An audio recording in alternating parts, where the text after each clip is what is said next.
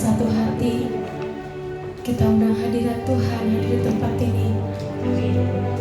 Kami bersyukur Tuhan, kami bersyukur Bapa. Kami ada sebagaimana kami ada sampai sore hari ini Tuhan.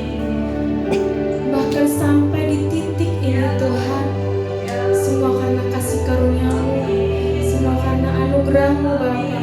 Kami bersyukur di hadapan-Mu Tuhan. Kami berterima kasih di hadapan-Mu Yesus. Terima kasih Tuhan, kami mau memulai ibadah kami Tuhan. Kami membawa hati kami yang rindu menyembah Engkau Tuhan, yang rindu meninggikan Engkau di tempat ini Yesus. Tuhan, kami undang hadirat-Mu, kami undang Roh-Mu Tuhan, kami undang hadirat Roh Kudus-Mu urapi tempat ini. Roh Kudus berkarya di tempat ini. Hati yang rindu menyembah kami bawa di hadapan-Mu Yesus. Hanya di dalam kasih-Mu kami berdoa. Haleluya Yesus. Terima kasih Tuhan. Kami tidak akan ragu sebanyak masalah yang kami hadapi. Setiap waktu yang kami lalui Tuhan, Engkau selalu ada dalam hidup kami Yesus. Terima kasih Bapa. Tidak pernah ku ragukan kasih setia-Mu ya Tuhan. Setiap waktu dalam hidupku tak pernah Kau tinggalkan. Meski langit tanpa suram, meski langit tanpa suram, awan gelap pun menghadap, hadapi badai, lewati gelombang, tak pernah Kau tinggalkan diriku.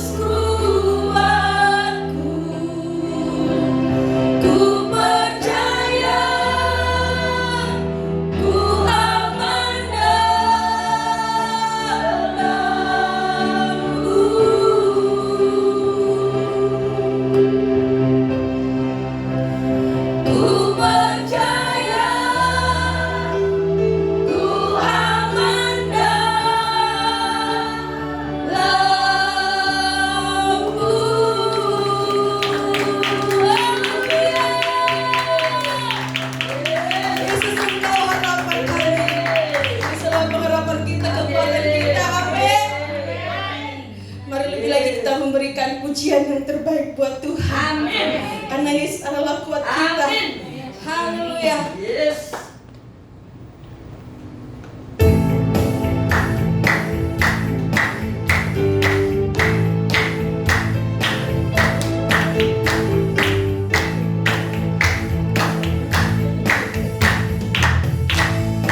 Meskipun musuh di depanku, rintangan menghadang langkahku, ku tahu sungguh Engkau bersamaku. Beriku rebah di kiriku, berlaksa di sisi kananku, ku tahu janji-Mu Engkau bersamaku.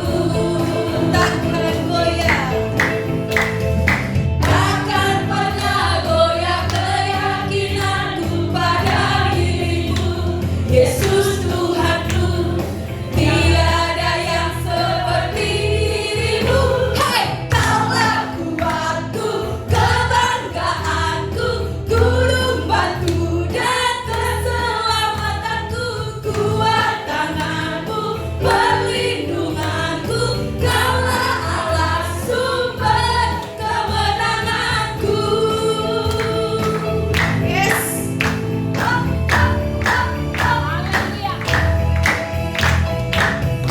Meskipun musuh di depanku, rintangan menghadang langkahku, ku tahu sungguh Engkau bersamaku. Beriku rebah di kiriku, berlaksa di sisi kananku, ku tahu janji-Mu Engkau bersamaku. Takkan pernah goyah keyakinanku pada diri-Mu, Yesus Tuhanku. Tiada yang seperti diri-Mu. Hai, Kaulah kuatku, kebanggaanku, gunung batu dan keselamatanku, kuat tangan-Mu, perlindunganku, Kaulah Allah sumber kemenangan. Kaulah kuatku, kebanggaanku, gunung batu dan keselamatanku, kuat tangan-Mu, perlindunganku, Kaulah Allah sumber kemenanganku, sumber kemenanganku, sumber kemenanganku. Haleluya. Berikan sorak-sorai buat Tuhan kita yang dahsyat. Haleluya. Amin. Silakan duduk ibu saudara semuanya. Kita memberikan yang terbaik buat Tuhan.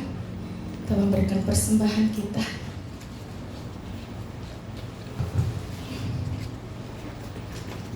Sebelum memberikan persembahan, mari kita bersatu di dalam doa.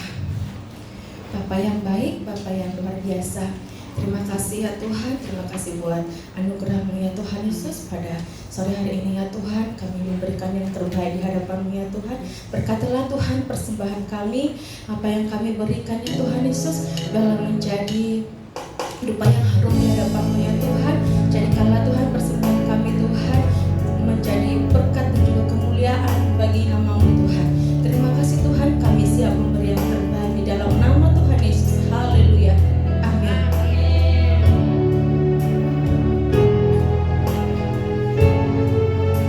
Berbahagialah orang yang tidak melihat namun percaya. Amin. Haleluya.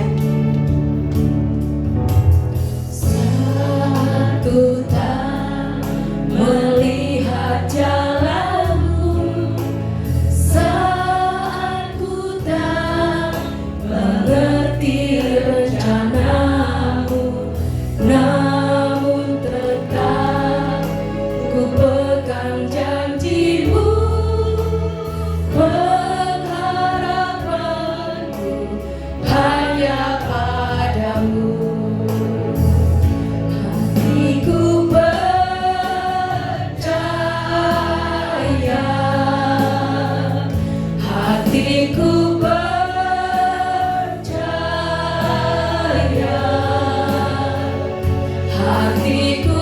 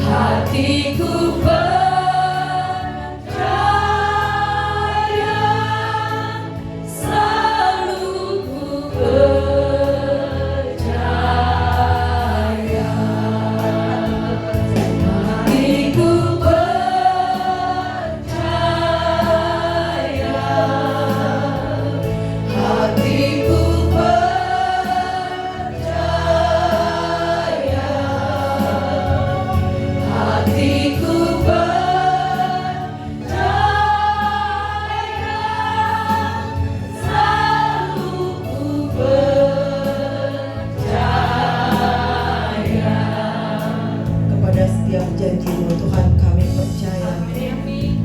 Kami berterima kasih sebab tidak pernah terlambat dan tidak pernah terlalu cepat janji-Mu dalam kehidupan kami. Kami bersyukur buat cara Tuhan mengendalikan seluruh hidup kami. Kami berterima kasih untuk cara Tuhan mengatur hidup kami. Kami bersyukur kami ada dalam pengaturan-Mu Tuhan yang luar biasa. Terima kasih Tuhan, Kau memberikan kepada kami hati yang tetap percaya kepada Tuhan. Kami tidak mau melihat masalah, kami tidak mau melihat pergumulan, kami tidak mau lihat sakit penyakit kami, kekurangan kami, kelemahan kami. Kami mau pandang Tuhan, kami mau lihat Tuhan, kami mau lihat janji Tuhan. Kami percaya janji Tuhan pasti terjadi atas setiap umat-Mu. Berikan kepada kami hati yang tangguh Tuhan, hati yang kuat, hati yang teguh, hati yang taat untuk terus menantikan janji-janji-Mu. Terima kasih Tuhan Yesus.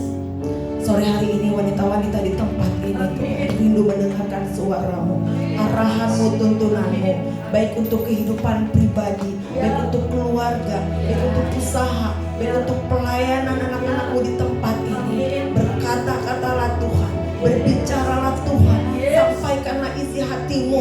Biarlah Tuhan ketika kami memperoleh rema dari apa yang kami dengarkan, bahwa rema itulah yang akan mengubah hidup kami. Rema itulah yang akan mengubah Tuhan jalan-jalan hidup kami. Rema itulah yang akan mengubah bagaimana kami berusaha di dalam Tuhan, bagaimana kami membangun pelayanan bersama dengan Tuhan. Berbicaralah Tuhan di tempat ini. Kami hormati Engkau Tuhan, kami hormati firman-Mu Tuhan. Kami tinggikan firman-Mu di atas segala-galanya. Kuduskan tempat ini, kuduskan setiap kami. Biar firman-Mu yang kudus boleh masuk ke dalam hati kami, tanah yang terbaik itu Tuhan. Sehingga daripadanya kami boleh tertanam, kami boleh berakar, kami boleh bertumbuh, kami boleh berbuah Tuhan. Dan buahnya dinikmati banyak orang. Terpujilah nama-Mu Bapa, di dalam nama Tuhan Yesus. Semua kita yang siap mendengarkan firman Tuhan sama-sama katakan amin. Kemuliaan buat Tuhan Yesus. Silakan dulu. Shalom semuanya. Ya mungkin ada baiknya berkenalan karena tidak semua kenal saya mungkin ya, atau mungkin ada beberapa ibu-ibu yang kenal lewat Zoom. Saya Eva Saumokil, ibu dari 2 anak, istri dari 1 suami. Kami tinggal di BSD. Kalau bapak ibu-ibu ke gereja pusat ya, rumah kami itu ya sebelahan yang ada patung kuda besarnya, Resident One. Lalu saya melayani di pusat sebagai ketua Women of Excellence, lalu dipercayakan oleh senior pastor untuk menjadi lead pastor di GBI WTC Majak, dekat dari sini, nggak jauh-jauh amat. Kalau biasa ya, lumayan. Oke, hari ini saya nggak diminta sih mau sampaikan tema apa, tapi setelah saya berdoa, rasanya cukup baik kalau saya sampaikan satu tema yang akan menolong ibu-ibu di tempat ini untuk membangun kehidupan pribadi, keluarga, dan mungkin ada ibu yang berusaha dan juga dalam pelayanan kita. Tema hari ini adalah tentang bagaimana kita memanage konflik yang terjadi dalam hidup kita. Sepanjang kita hidup pasti ada yang namanya konflik, betul? Bangun tidur aja udah mulai ada konflik. Nggak mesti sama anak, nggak mesti sama suami, sama diri sendiri. Nih, hari ini kayaknya bangun tidur kita udah cita-cita nih, waktu tidur besok kayaknya gue pengen masak sayur asem. Tahu-tahu anak-anak masuk, ini kebiasaan di rumah saya. Malam-malam anak saya masuk WA di grup family kami lalu bilang, "Mi, besok pagi aku mau makan lodeh." Ya elah, gue mau sayur asem, dia mau lodeh. Itu aja udah konflik, ya kan?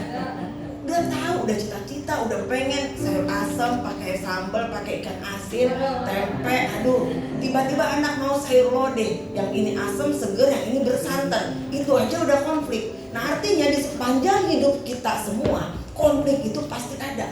Baik itu konflik di dalam, konflik di luar, konflik pribadi kita, konflik di rumah tangga kita. Bahkan negara aja bisa berkonflik, betul? Kalau kita lihat di jalur Gaza, di Timur Tengah, bagaimana negara juga bisa berkonflik. Jadi artinya dimanapun, kapanpun, siapapun bisa berkonflik, bisa punya konflik, pasti menghadapi konflik. Amin. Nah, apalagi di pelayanan, betul?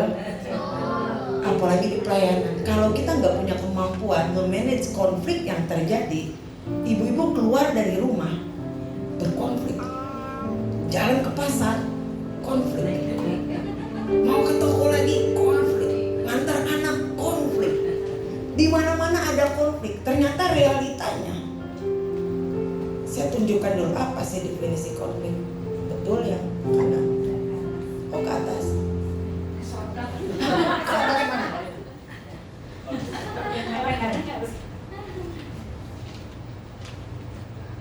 Oh belum di konflik adalah suatu keadaan pertentangan, perselisihan, ketidakcocokan dalam diri sendiri atau dua orang atau lebih yang menimbulkan reaksi. Nih yang merahnya ini nih, konfliknya nggak bahaya, yang merahnya ini yang bahaya. Karena konfliknya bakal ada, pasti ada. Nggak peduli saudara itu S1, S2, duitnya banyak, ya kan? Kekuatan saudara membangun bisnis, membangun usaha dengan keluarga hebat, doa saudara kuat, puasanya kencang, tapi konflik itu ada. Tapi yang jadi masalahnya itu nasi merah itu. Bagaimana waktu konflik ada, mau reaksi seperti apa yang saudara tunjukkan? Betul? Nah, saudara perlu tahu bahwa 30% dalam satu hari di hidup kita itu isinya konflik. Waktu di kita nih sama, mau di Cilegon, mau di Serang, mau di Manja, mau di BSD, waktu sehari 24 jam, betul? 8 jam buat tidur, betul? 8 jam aktivitas, betul?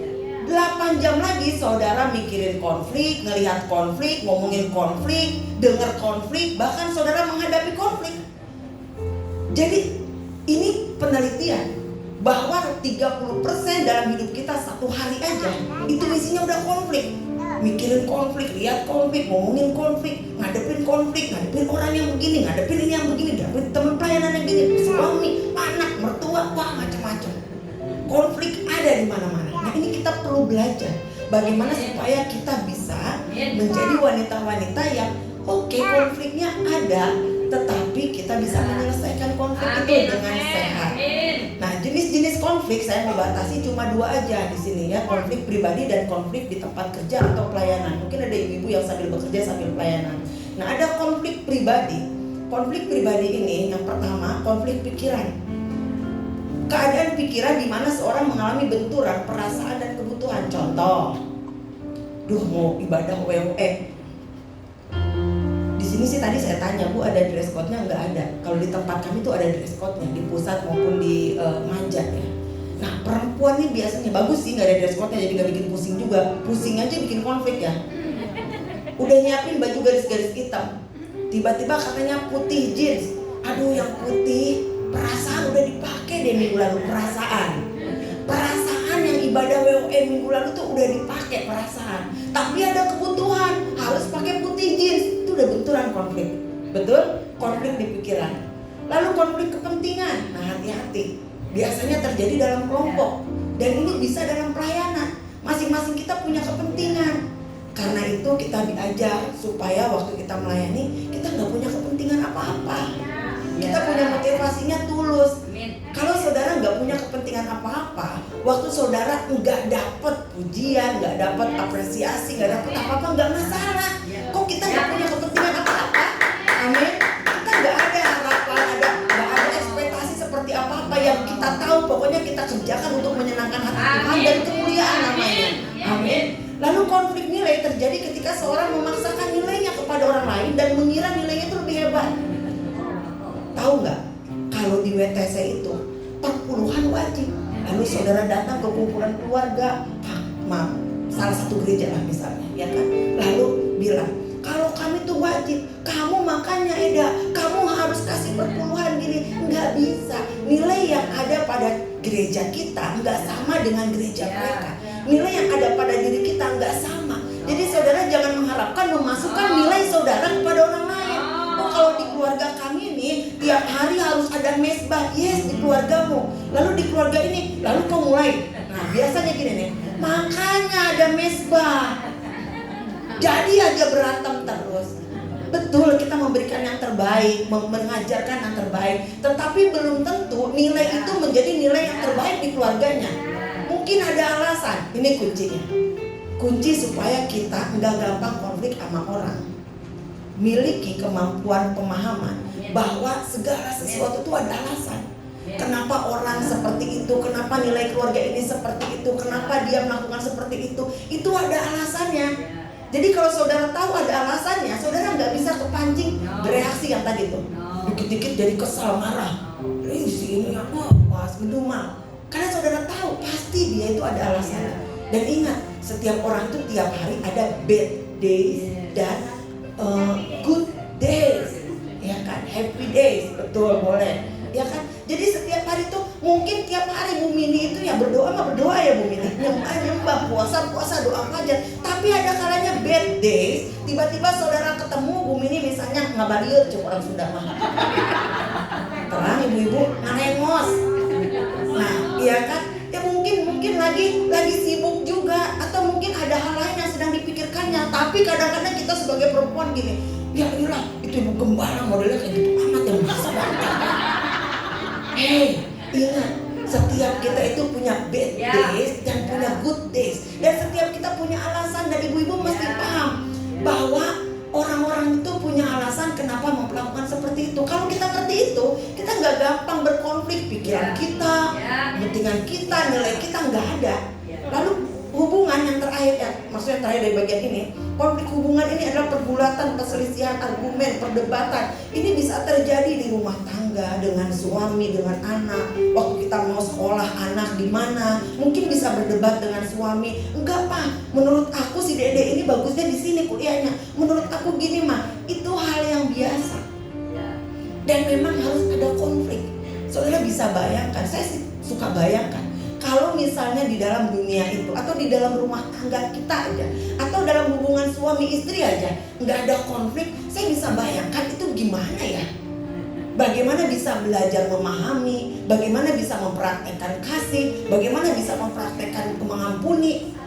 Semuanya adem, meneng, baik, cari cing.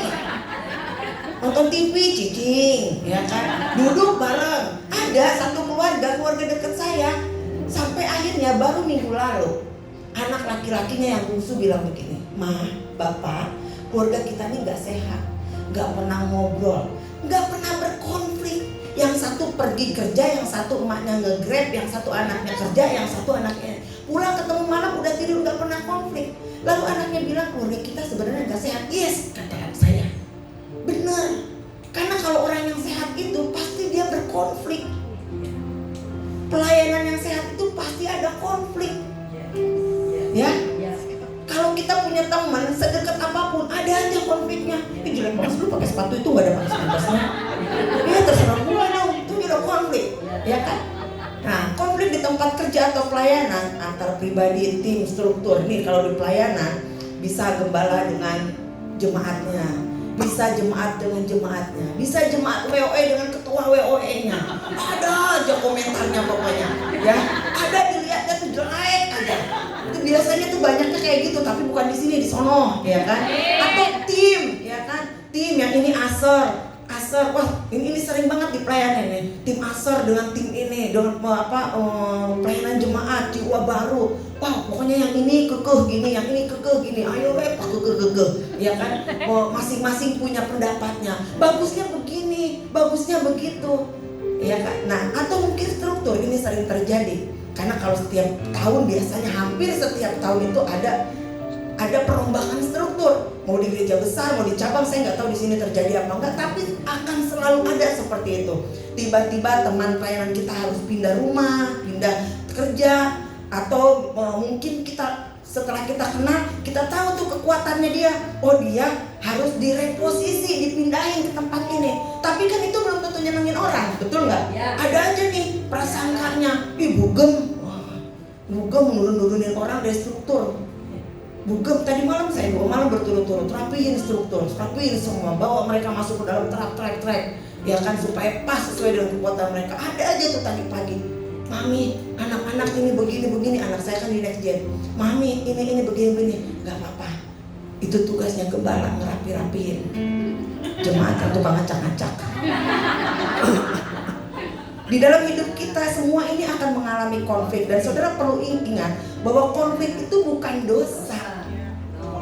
Konflik itu nggak perlu dihindari. Kenapa konflik bukan dosa? Ya emang nggak dosa. Konflik itu sengaja diadakan supaya saudara bertumbuh di dalamnya.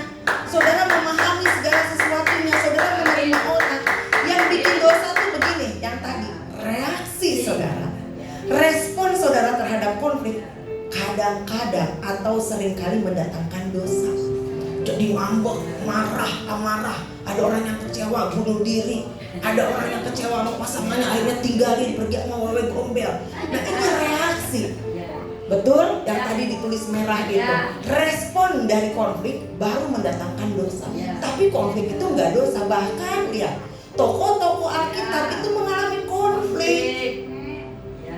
Mereka, jadi kalau saudara berkonflik nggak gini, oh gereja ini mah WTSH Cilegon mah nggak kudus, kerjanya konflik, masalah salah. Yang salah pikiran saudara. Yang salah pikiran saudara, nggak enak di sini, pindah aja ke gereja lain. Waduh, selamat pindah ke gereja lain. Kalau saya bilang di Maja, kalau ada yang mau ngadat mau pindah yang lain, saya bilang gini, Bu sini, tuh pintunya. Jangan takut kehilangan jemaat, Bu Mini, jemaat punya Tuhan. Gereja punya Tuhan. Orang-orang harus belajar di tempat ini. Jemaat harus belajar di tempat ini. Jemaat harus sengaja justru mereka mencintai konflik dan menciptakan konflik. Kadang-kadang gembala gak apa-apa ciptain konflik, benturin loh gua. Biar jadi deh. Nggak apa-apa, karena kenapa? Mereka harus bertumbuh. Mereka dimuridkan. Mereka bukan followers kita. Saya senang dengan khotbah Pak Michael waktu di YouTube 2-3 minggu lalu. Beliau bilang, kita ini gembala bukan manajer, bukan ngumpulin banyak, ataupun ketua WOE bukan manajer, ngumpulin banyak-banyak jemaat, bukan. Kita ini pemurid, kita harus memuridkan jemaat supaya tertumbuh. Pemurid itu jalannya nggak susah. Memuridkan itu pasti ada konflik, dan konflik itu harus dihadapi, nggak boleh dihindari. Amin.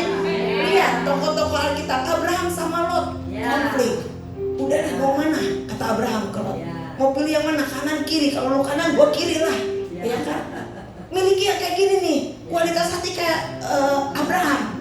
Lu mau apa? Ya udah kendor aja. Oke, lu mau kayak gitu nggak apa-apa, kerjain silakan. Udah, ya kan? Lalu Musa dengan Harun, Miriam, ini adik kakak nih. Mungkin bapak ibu-ibu juga di rumahnya, di keluarganya udah biarpun umurnya banyak, masih aja bete sama adiknya, ada loh ya. Masih aja bete sama keluarganya. Kemarin minggu lalu saya memimpin ibadah penutupan peti, bukan penutupan peti, pelepasan, karena dia tutup sendiri. Karena kenapa nggak punya hubungan yang baik, konflik terjadi. nggak punya hubungan yang baik. Orang tua ditinggalkan sama anak, anak punya 6 tapi saat 6-6-nya itu pisah di mana-mana, nggak ada yang tahu. Lalu ini mama soalnya meninggalnya karena mendadak karena penyakit ini, jadi kita mau tutup aja Bu Eva. Saya langsung telepon, sabar Bu, tahan Bu, saya akan konsultasi dulu apakah bisa, karena penutupan peti itu harus dilakukan oleh legalitas, harus dilakukan oleh pejabat, ya kan? Gak bisa Bu gini. Akhirnya saya berdoa dan saya telepon pusat. Saya mendapatkan pelayanan kita harus damai sejahtera. Dia mau tutup, gak ngurangin untuk keselamatan kita dan gak ngurangin keselamatan dia. Atas izin dari pusat, boleh gak apa-apa Bu, daripada ribut terus di sana. Akhirnya dia tutup sendiri. Besoknya saya datang, saya pelepasan dan saya ketemu orang anaknya.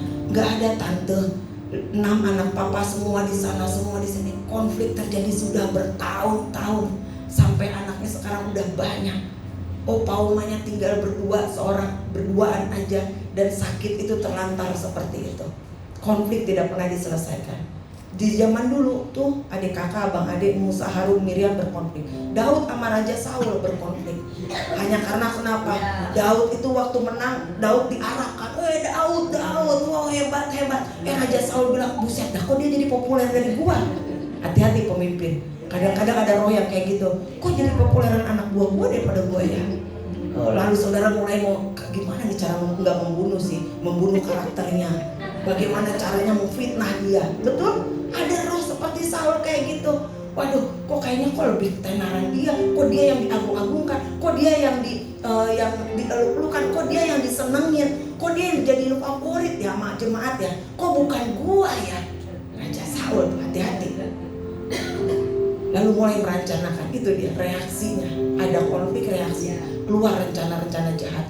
Kemana aja Daud pergi, Raja Saul pengennya ngebunuh aja bawaannya.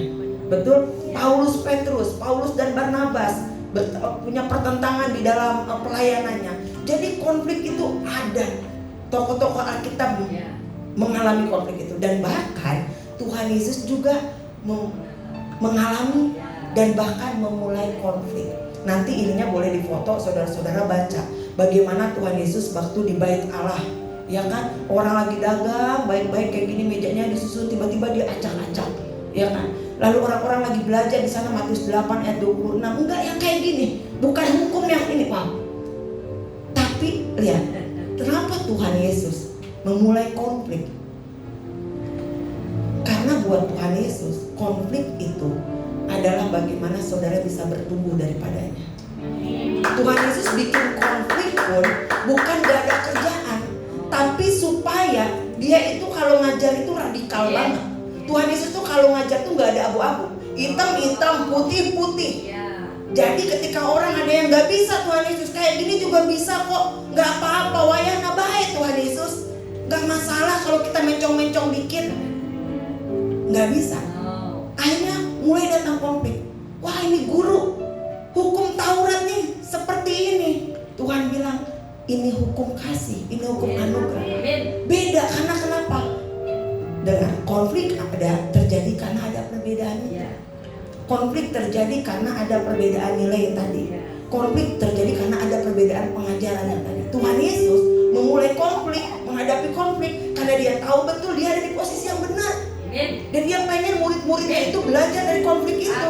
Dia mau murid-muridnya itu lihat bahwa kalaupun konflik ini terjadi, justru jangan bikin murid-murid itu mundur, jangan bikin jemaat mundur kalau ada konflik di tempat ini. Makanya kita mau belajar gimana caranya. Nah, kadang-kadang Allah juga mengizinkan konflik dalam kehidupan kita, ya. Tiba-tiba didatengin masalah lagi, ini yang sering kita hidup lagi baik-baiknya, tiba-tiba ada aja. Suka gitu gak sih? Kayaknya tuh kita doa-doa enak, tapi kok ada aja.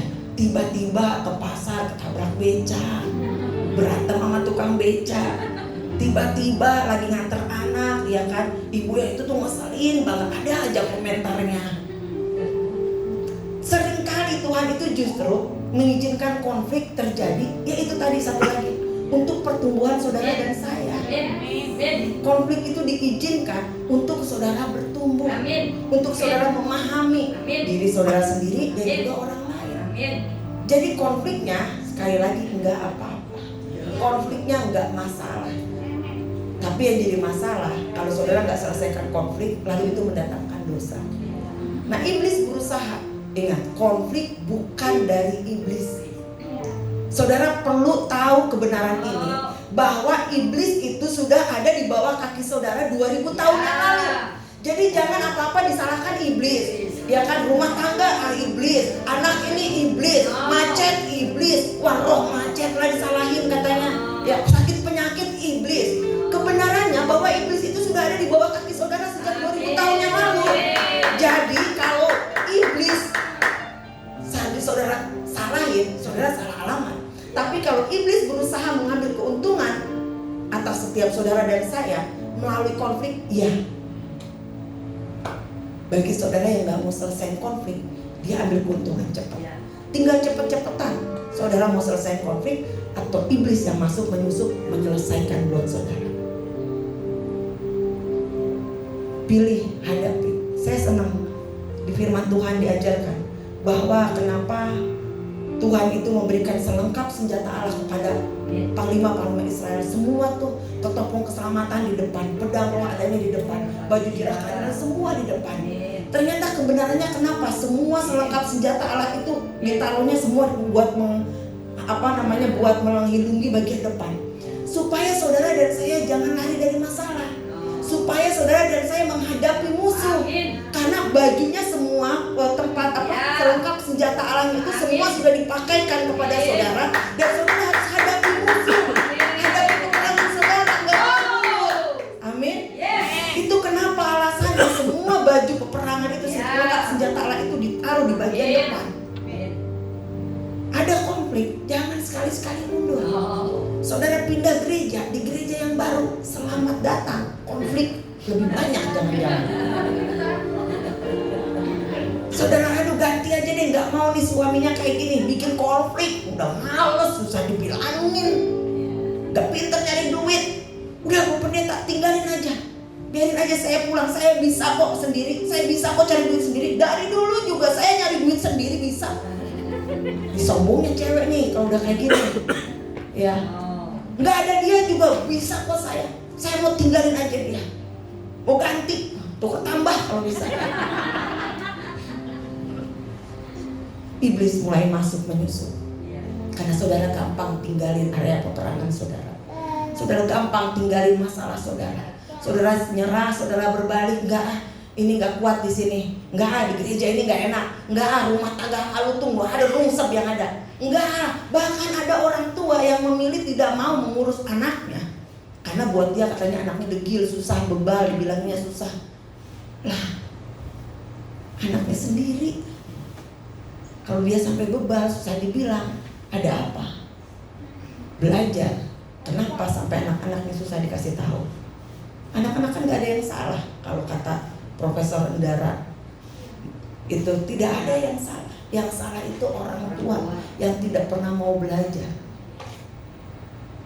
Nah, penyebab konflik, sekarang kita tarik ke Alkitab ya. Boleh kita baca sama-sama, 1, 2, 3. Dari manakah datangnya sengketa dan pertengkaran di antara kamu? Bukankah datangnya dari hawa nafsumu yang saling berjuang di dalam tubuhmu?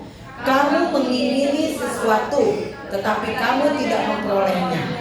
Lalu kamu membunuh.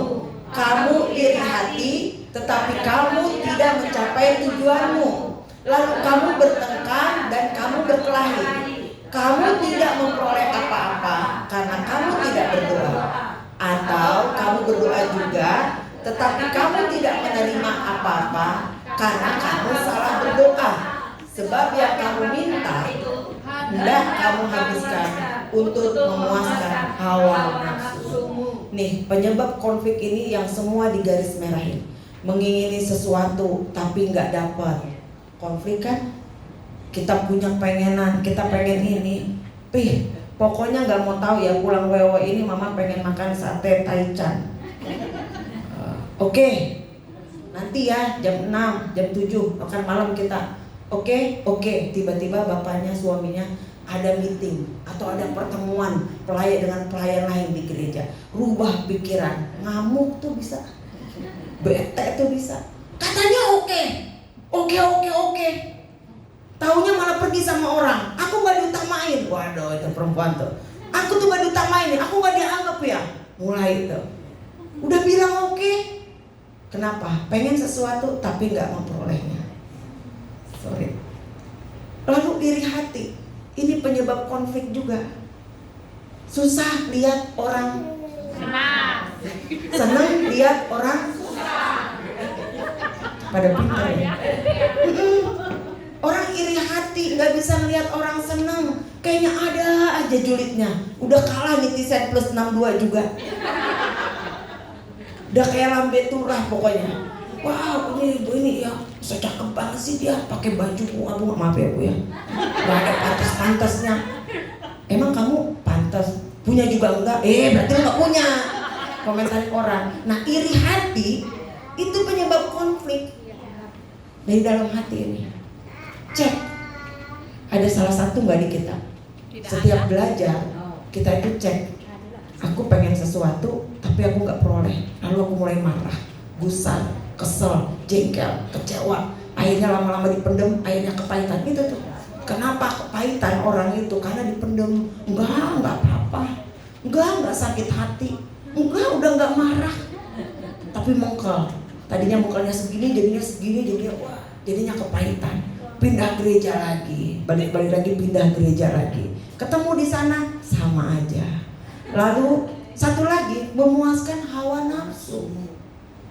Karena saudara punya kepengenan, punya keinginan, dan saudara merasa pokoknya itu harus terpenuhi dengan cara apapun. Pokoknya aku harus terpenuhi keinginanku. Saudara mulai nafsu cari duit, nafsu segala macam deh hal-hal duniawi. Itu mulai konflik. Mungkin saudara nggak konflik sama orang, tapi konflik batin. Ini yang paling. Saudara kalau ngalahin orang mah gampang, ngalahin pemimpin juga gampang, tapi mengalahkan dirimu sendiri itu medan peperangan yang paling sulit. Peperangan terbesar kita itu ini. Kadang orang Kristen tuh terlalu rohani, ngawang-ngawang, lupa nginjak bumi. Kalau ada peperangan, ada hal-hal ini pasti karena perbuatan iblis. Ini kuasa si jahat, ini roh pemecah belah.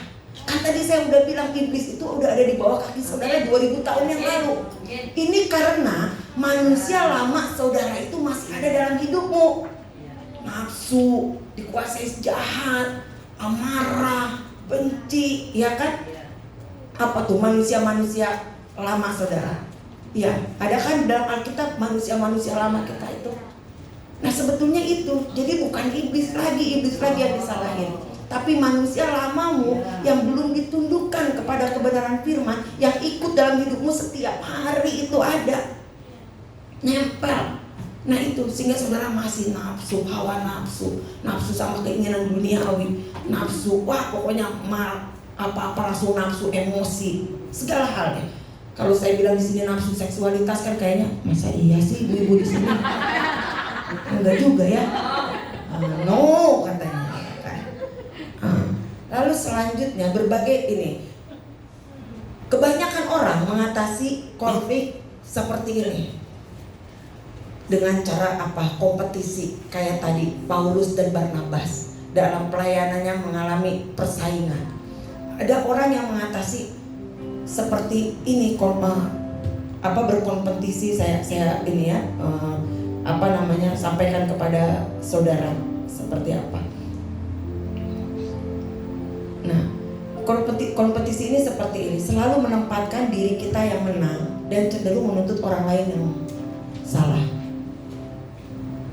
Kebanyakan orang mengatasi konflik kayak gini. Ini menurut pendapat aku kayak gini loh. Aku yang benar, kamu tuh nggak benar. Ya, seperti itu ya. Lalu mudah kita bilang, ini sebenarnya kayak gini. Udah peraturannya kayak gini. Kamu yang salah. Kayak gitu. Tapi ada juga yang mengakomodasi. Apa itu mengakomodasi? Selalu berkata iya sekalipun nggak terima. Ada nggak yang gitu? Ibu-ibu yang mana? Yang kompetisi, yang ini kata gua Pepe, Pak, mama yang benar loh Pak. Kamu tuh nggak benar. Atau yang iya akomodasi, iya udah nggak apa-apa. Dalam hati gini, udah daripada ribut, gue udah tua ngapain lagi. Ini cara-cara orang mengatasi konflik ya. Saudara lihat, saudara yang mana? Kompetisi, malah gampang nyalain orang, menganggap saudara itu benar, lebih benar dari orang, atau akomodasi. Saudara, iya aja deh daripada ribut, males, ngapain lagi, udah tua, cari apa sih? Atau saudara yang apatis, bersikap masa bodoh, atau nggak mau tahu, atau menghindari, isolasi. Udah biarin aja, udah sih, udah bu, saya mah udah nggak masalah sama dia, nggak masalah, asal jangan ketemu, ya, nggak apa-apa. Saya yang pindah deh bu, saya yang geser deh bu bangkunya, biarin aja dia, bodoh amat lah dia mau apa kek, mau belang, belentong kayak terserah deh. Itu apatis. Atau kolaborasi itu begini, saya tahu apa yang saya nggak suka, saya tahu apa yang saya nggak suka, saya tahu apa yang saya suka, tapi saya pengen belajar memahami. Saya setuju sama dia, tapi saya juga bisa nggak setuju sama dia, tapi saya pengen memahami dia. Ibu-ibu yang mana? Udah 1, 2, 3, 4, kok 5-nya hilang? Harusnya ada 5-nya bukan? Nggak ada ya? Self management. Bagaimana saudara menjaga emosi tetap terkendali dalam situasi, menjaga hati, pikiran, fokus kepada kekuatan diri kita. Semua nggak salah. Hidup ini adalah proses. Saudara jangan terlalu menghakimi diri sendiri. Aduh, saya salah ya. Oh, saya nggak bisa. Nggak apa-apa, belajar. Kalau saudara masih suka berkompetisi, saya yang benar, kamu tuh nggak benar loh. Begini loh menurut saya ini nggak akan selesai. Kalau saudara memaksakan kehendak saudara, nilai saudara, keinginan saudara, saudara paksakan kepada orang lain karena saudara pikir saya yang benar, nah itu nggak akan selesai. Atau saudara gini, ya udahlah nggak apa-apa ya, oh iya nggak apa-apa ya, tapi saudara iya nggak bu ya, bohong dongkol, saudara kesal, jengkel, atau saudara udah bodo amat lah, terserah dia mau hitam, putih, kuning, terserah dah, nggak apa-apa. Laki gua mau gini kayak pulangnya mau malam kayak mau jam 2 kayak mau pulang kayak nggak pulang juga nggak apa-apa. Bahaya, apatis, nggak ada rasa. Itu kenapa orang udah tahu, udah menikah 20-25 tahun nggak ada rasa bu, mau cerai bulan lalu dua pasangan udah tua mau pisah karena katanya udah nggak ada rasa. Pertanyaan saya, dari kemana rasanya pada kemana aja? Udah 65 tahun mau pisah. Rasa-rasanya tuh kalau bukan hamba Tuhan, bu, dari dulu kemana aja? Anak segambreng sekarang pengen pisah. Udah gak ada cinta bu katanya. Nah terus itu bikin anak berentet itu dari apa dong? Disulap, didolot. Kan atas dasar cinta pastinya. Aduh, kadang-kadang kiding-kiding, kedeng-kedeng. Benar-benar bisa-bisanya udah tua, udah 65 tahun baru bilang gak ada rasa, gak ada cinta. Kenapa? Konflik gak pernah diselesaikan. Bodoh lah, dia mau pulang kayak mau enggak kayak mau bawa duit kayak gak bawa duit kayak terserah dia deh. Mau dia mau tinggalnya di mana kayak di mertuanya kayak di emaknya kayak di mana terserah. Apatis, gak pernah mau selesaikan. Atau itu saudara belajar, oke, saya ngerti kok dia, tapi saya mau belajar memahami. Ini semua kurang tepat. Tapi yang tepat bagaimana? Self management. Di manajemen diri kita sendiri. Kita mulai bicaranya ada di sini. Pertama, saudara kenali penyebabnya.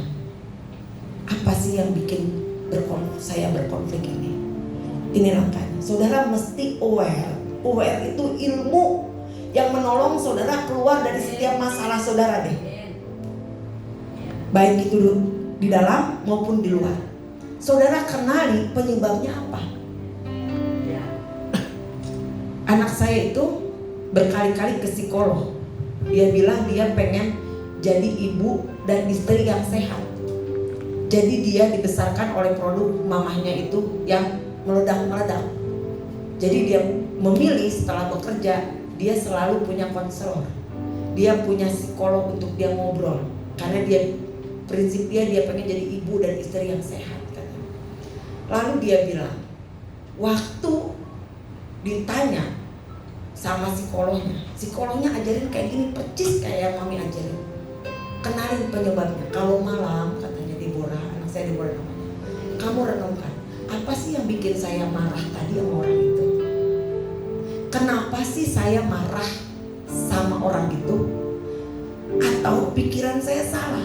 Saya bukan marah sama orangnya, saya marah pada peristiwanya. Kadang-kadang kita orangnya itu cuma dipakai aja, orangnya itu emang kebenarannya nge-trigger kita. Tapi sebetulnya yang jadi masalah buat kita ini belum tentu orangnya, tapi bisa jadi masalahnya yang kita itu udah pernah ngalamin luka itu di masa yang lalu. Kita pernah mengalami trauma itu di masa lalu. Ke-trigger sama orang yang baru kenal sama kita, baru pelayanan sama kita. Padahal maksudnya baik ngomong, tapi karena saudara punya luka masa lalu, saudara mulai meledak. Ingat, orangnya gak salah, masa lalu juga gak salah. Ini supaya saudara belajar mengenali apa penyebabnya. Kenapa saya marah tadi pagi? Apa yang bikin saya marah? Kenapa saya marahnya dengan cara seperti itu? Itu self management. Saudara punya waktu, karena itu Bu, ibu-ibu, jangan kesibukan banget. Pagi nyiapin bekal anak 4 bekal, suami 1, sampai ibu-ibu gak punya saat teduh. Saat teduh tuh gak melulu tentang berdoa, enggak. Tapi saudara meditasi bukan kayak orang Hindu ya. Saudara punya waktu dengan diri sendiri, saudara mengevaluasi diri. Kalau ibu-ibu terus sibuk itu emang yang iblis mau. Kalau iblis gak bisa bikin ibu-ibu turut jatuh dalam dosa, dia bikin kita itu sibuk sampai kita gak punya saat teduh, apalagi baca Alkitab.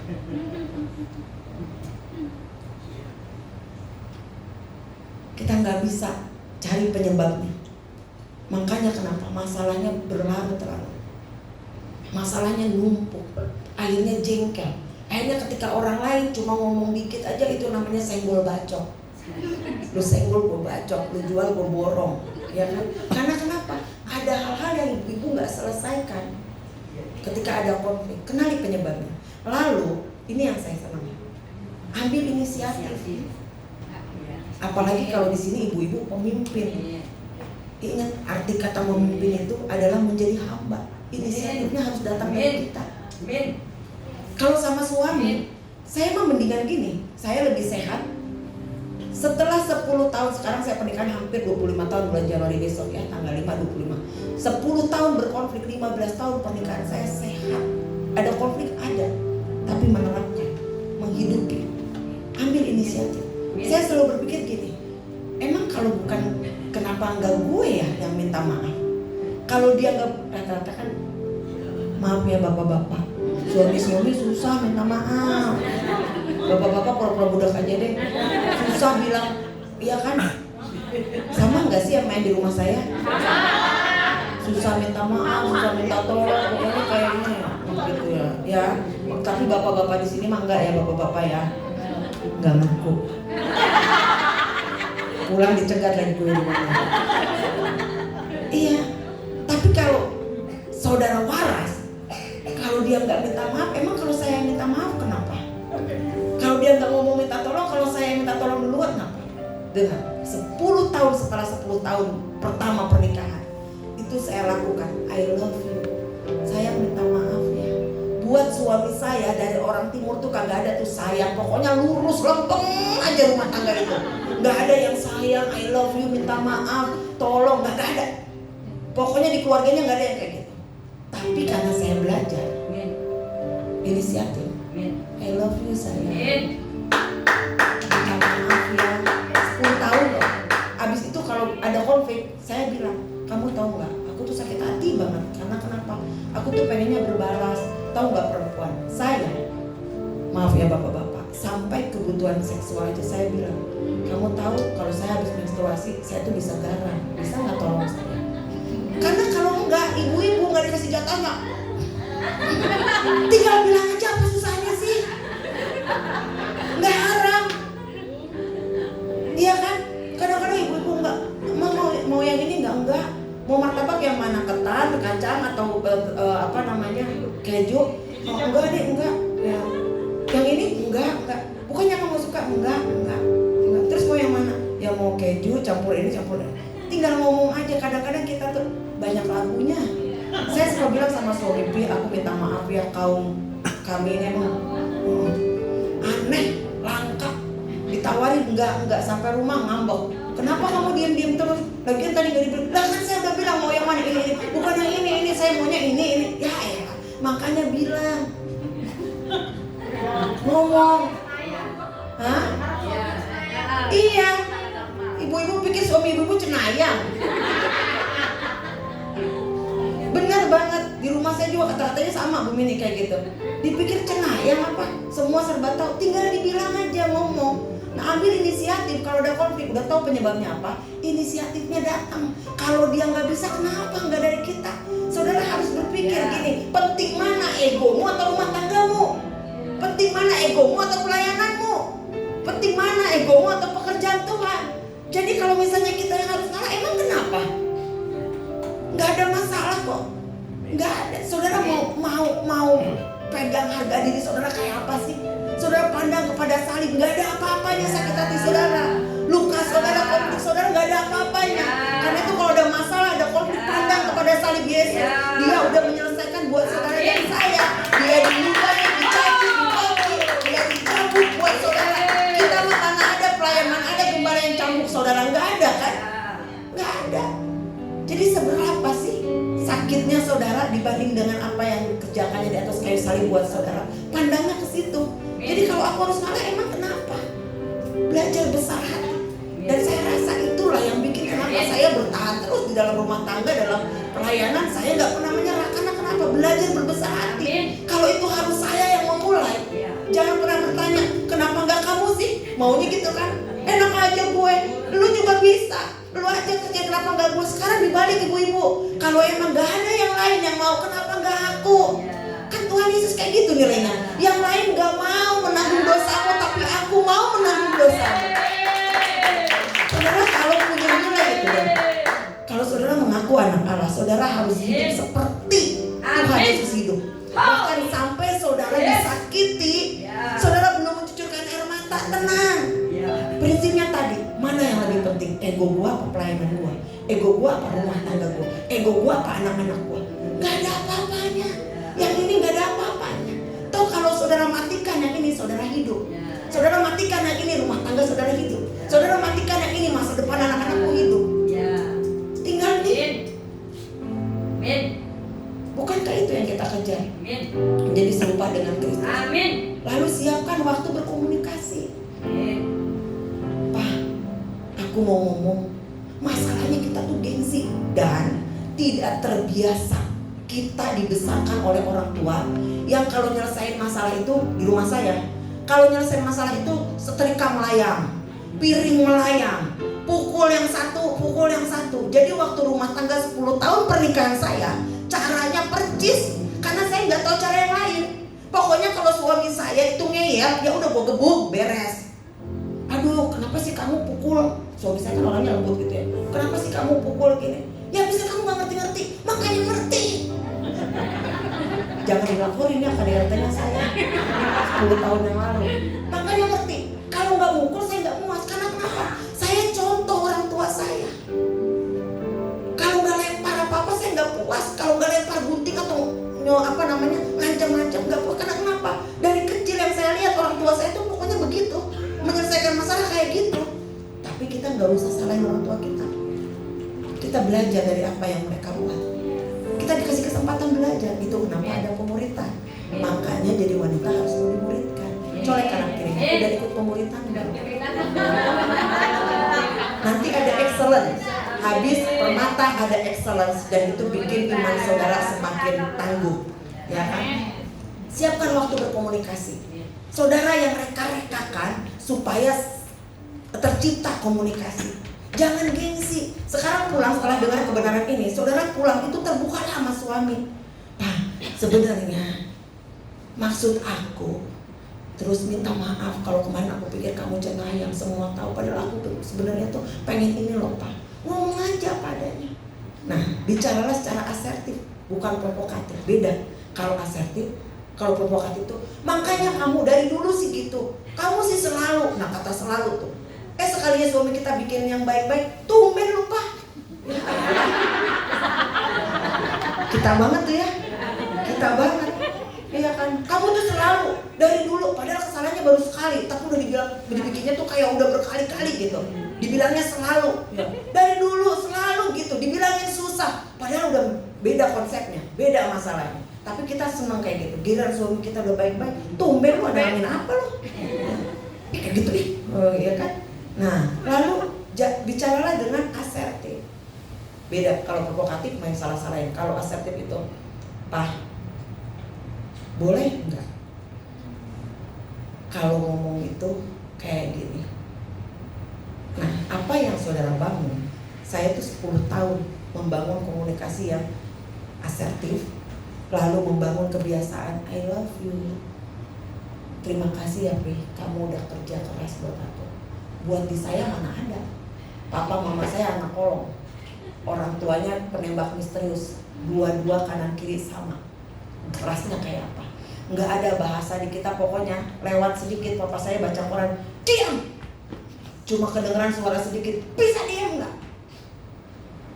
Karena dia juga copy paste bapaknya kayak gitu, bapak moyangnya galak-galak, nggak terbiasa. Tapi lagi-lagi karena Kristus dan karena rela dimuridkan, belajar, praktek.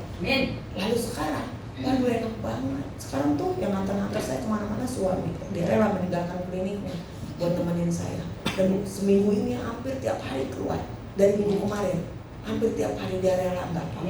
Kita nggak kehilangan apa-apa. Jadi kalau rumah tangganya enak, saudara nggak akan kehilangan berkat apa-apa. Kelihatannya kayak kliniknya ditutup. Klinik itu sama warung kan sama ya. Kalau nggak ada orangnya itu nggak ada yang beli, ya udah. Tapi kita nggak pernah kurang-kurangan apa-apa.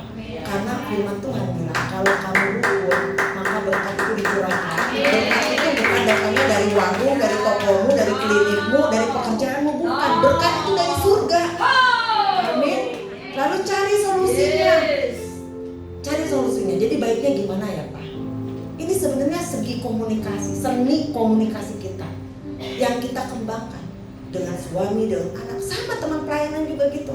Panggil orangnya. 2 malam ini saya panggil 2 tim sampai tengah malam gak apa-apa.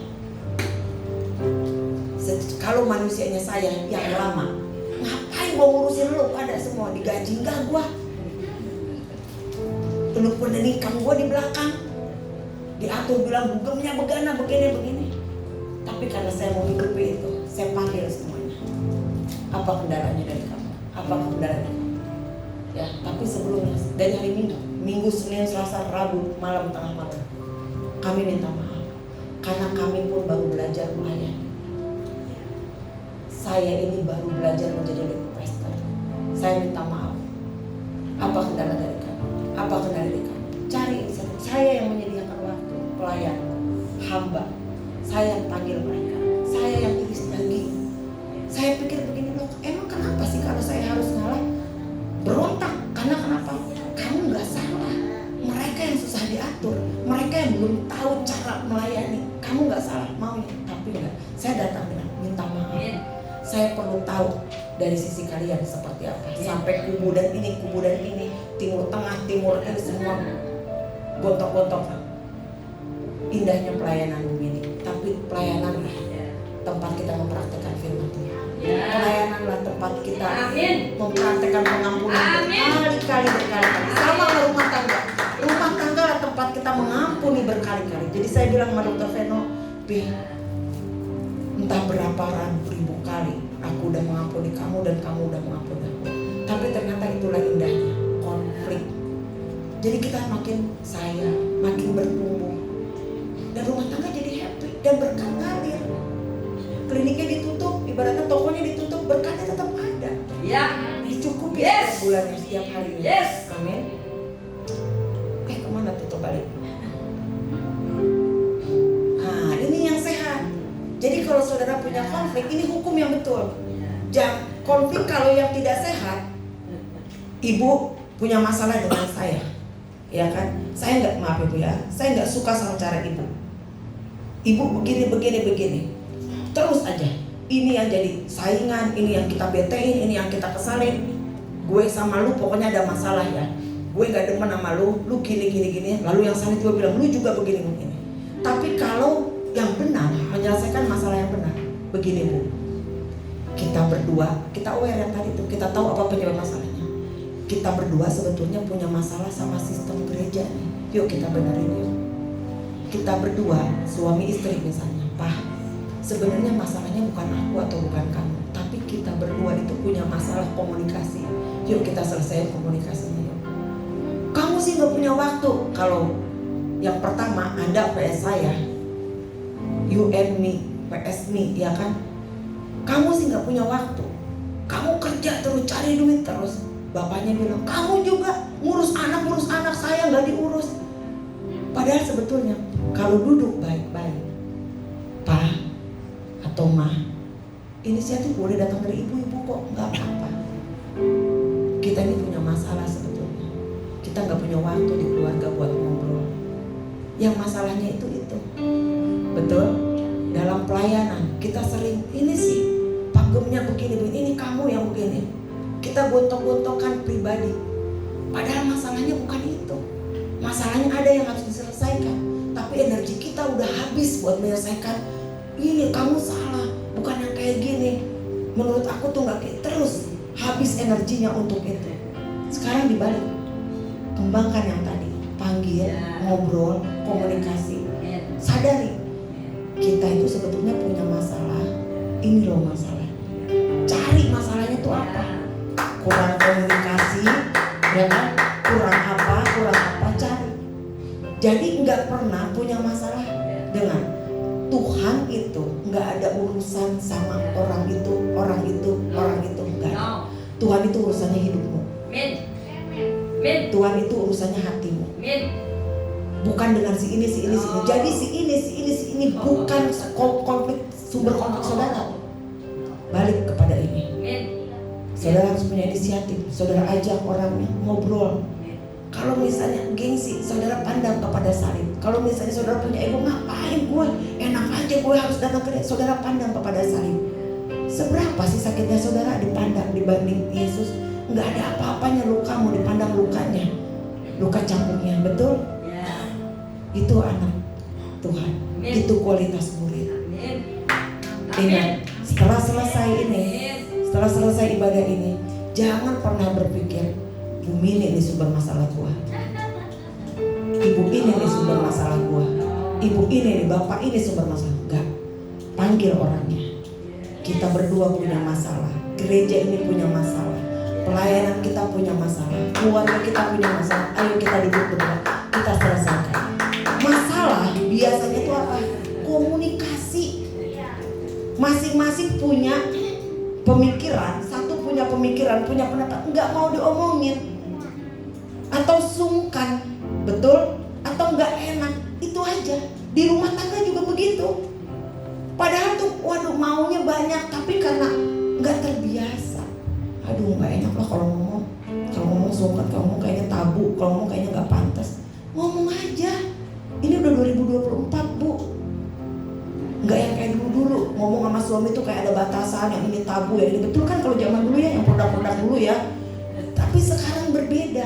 Komunikasi itu penting karena kenapa? Dunia dengan segala caruk maruknya mau memisahkan kita dengan sesama kita. Dengan cara apa? Sulit berkomunikasi, sulit menyampaikan pendapat, nggak mau dengerin, nggak punya empati. Itu cara dunia.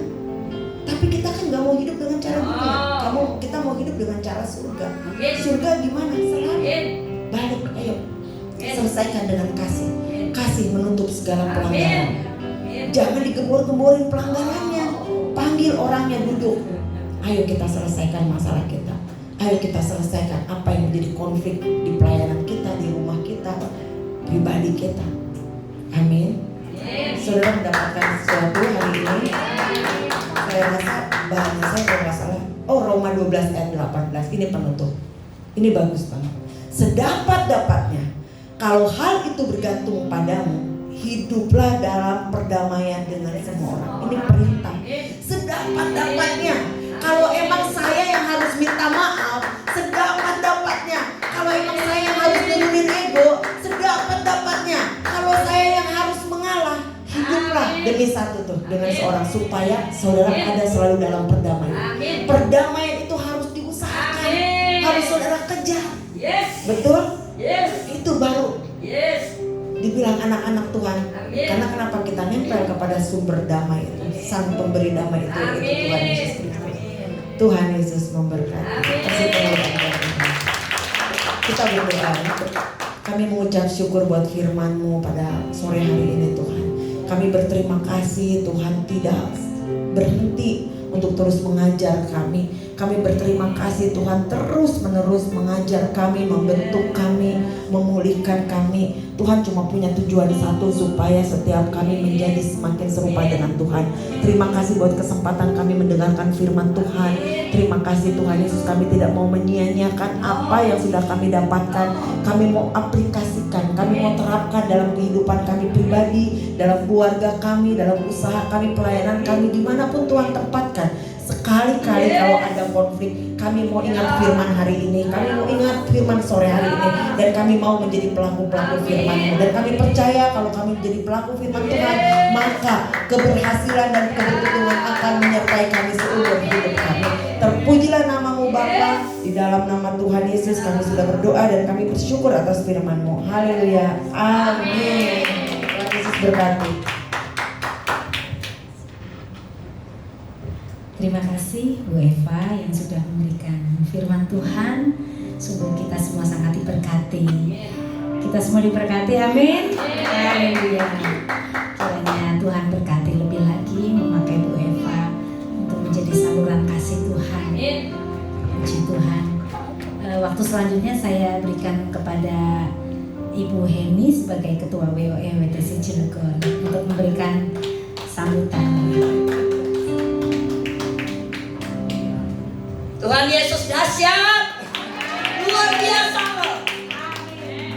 Terima kasih Bu Eva yang sudah menyampaikan firman-Nya yang begitu luar biasa buat setiap ibu-ibu yang ada di WOE di WTC Cilegon ini. Terima kasih Bu, terima kasih. Selanjutnya kita akan mendengar sambutan dari Ibu Mini, Ibu Gembala kita. Waktu saya persilakan. Sekali lagi teman-teman, kita kasih tepuk tangan yang paling meriah buat Tuhan kita. Dan kita katakan terima kasih buat Ibu Eva ya. 1, 2, 3. Terima kasih Bu Eva. Dan kita berharap Bu Eva bisa melayani lagi di tempat ini. Setuju teman-teman? Terima kasih Tuhan buat pelayanannya Ibu Eva. Kami sangat diberkati. Kami mengerti bahwa setiap kita ibu-ibu pasti selalu bermasalah dengan konflik, karena ibu-ibu biasanya paling banyak ngomong gitu ya. Jadi dengan pelajaran hari ini kita berharap bahwa kita bisa berespon dengan baik. Gitu. Terima kasih, Tuhan Yesus berkati. Puji Tuhan. Sebelum kita mengakhiri ibadah pada sore hari ini, kita akan mendoa syafaat. Waktu selanjutnya saya serahkan kepada Ibu Norita, dan nanti selanjutnya akan ditutup doa berkat oleh Ibu Eva.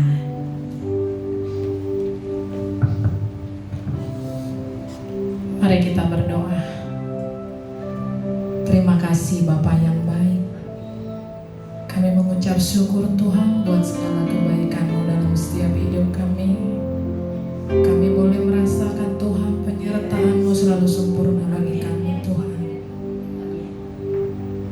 Walaupun kami kadang kala menyakiti hati Tuhan, tapi Engkau selalu mengangkat kami Tuhan. Engkau selalu mengampuni kami.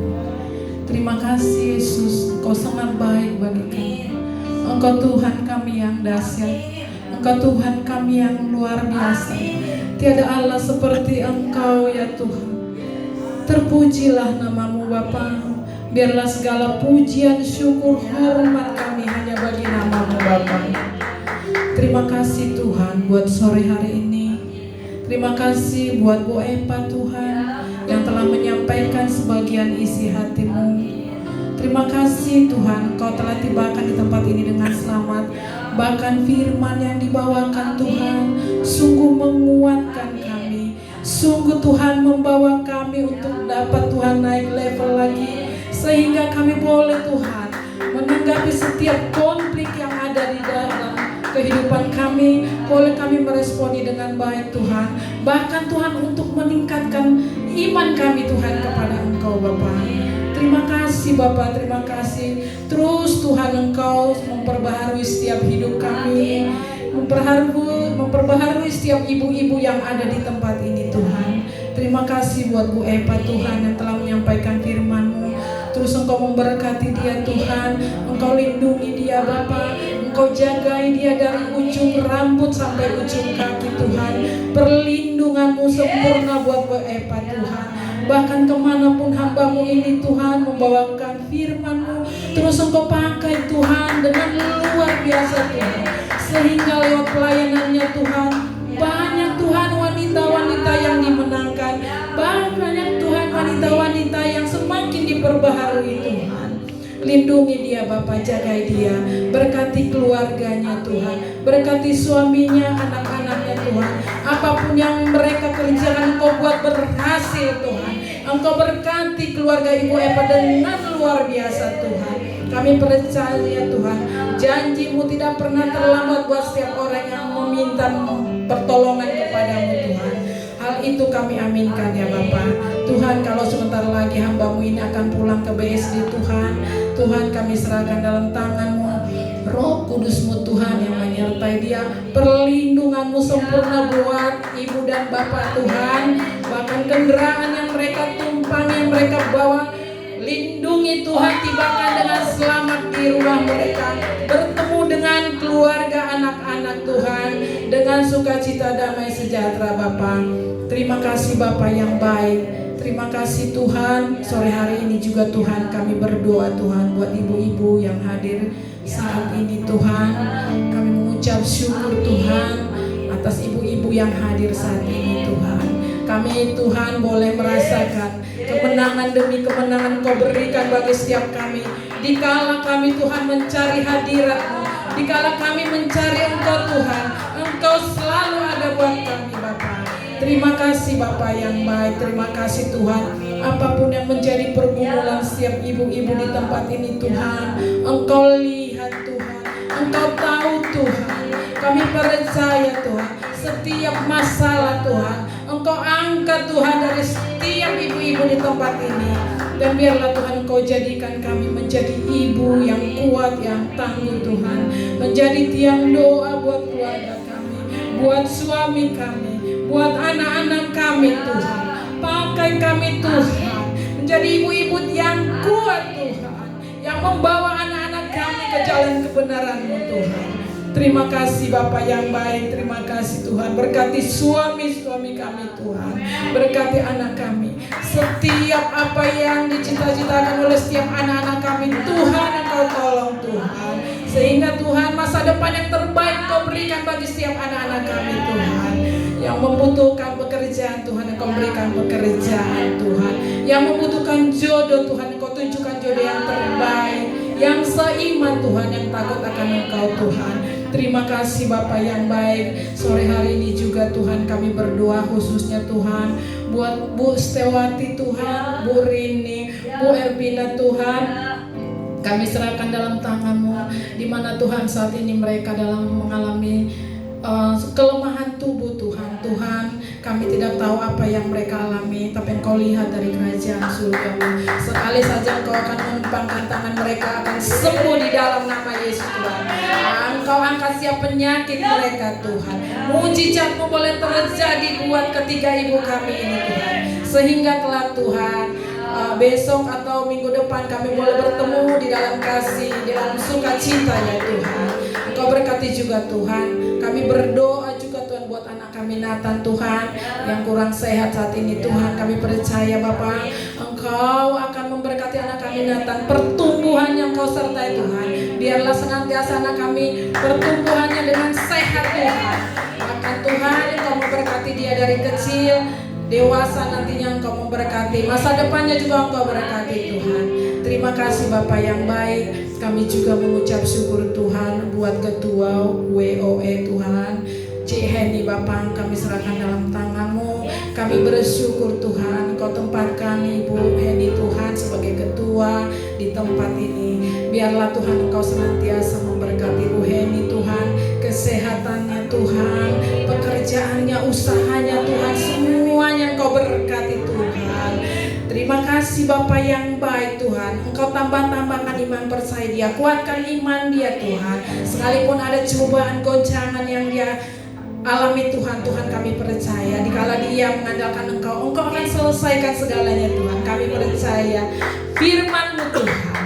Terima kasih Bapa, terima kasih Yesus yang baik. Buat pengurus WO yang lain Tuhan, kami tidak sebutkan nama mereka, tapi Engkau lihat Tuhan. Engkau memberkati setiap pengurus WO di tempat ini. Biarlah Tuhan di dalam setiap pengurusan mereka Tuhan, banyak Tuhan hal yang Engkau berikan bagi mereka, Engkau tambah-tambahkan tuh untuk mereka Tuhan. Berkat-Mu Bapa, secara jasmani rohani Engkau berkati setiap pengurus WOE Tuhan.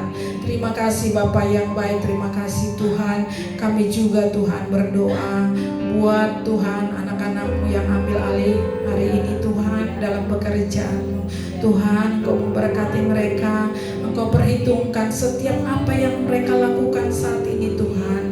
Engkau memberkati Tuhan setiap kehidupan mereka, rumah tangga mereka Tuhan. Terima kasih Bapa yang baik. Kami juga berdoa buat bangsa dan negara kami Tuhan. Tuhan terus kami bawa Tuhan ke dalam tangan-Mu.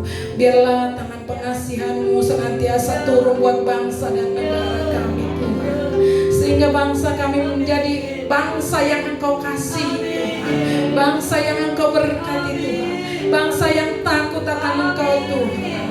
Terima kasih Bapa yang baik, terima kasih Tuhan. Kami percaya Bapa, kami percaya Tuhan pandangan-Mu tidak jauh dari bangsa kami Tuhan. Kau memberkati bangsa kami. Bahkan Tuhan pejabat-pejabat yang ambil alih dalam negara kami, Kau berkati mereka Tuhan. Kau berikan roh takut akan mereka Tuhan. Presiden yang terpilih, wakil presiden Tuhan, Kau berikan senantiasa hikmat bagi mereka dalam membawa bangsa kami, sehingga bangsa kami boleh mengalami perubahan Tuhan.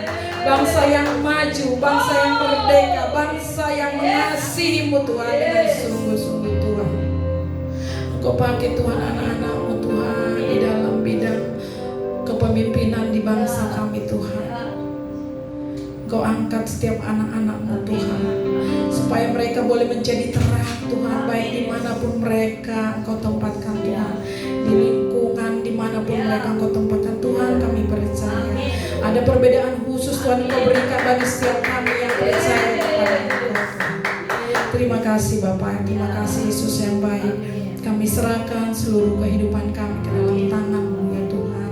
Tuhan, sebelum kami kembali ke rumah kami masing-masing, kami mau siap menerima berkat-Mu ya Tuhan. Saya undang saudara untuk bangkit berdiri. Kami memuji kebesaran-Mu.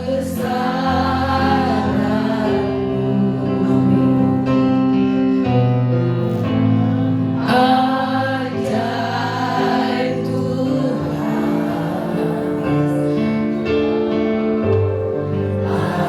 ajaib Tuhan. Angkat kedua tangan diarahkan kepada kami. Inilah segala kebesaran-Mu.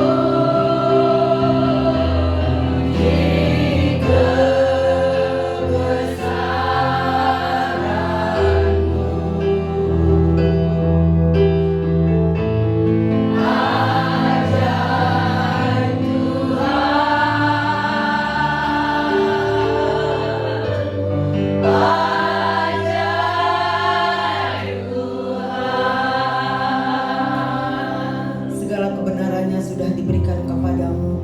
Pulanglah dan kembalilah ke dalam rumah tanggamu. Bawalah pengajarannya, bawalah berkat-berkat yang masuk ke dalam rumah tanggamu.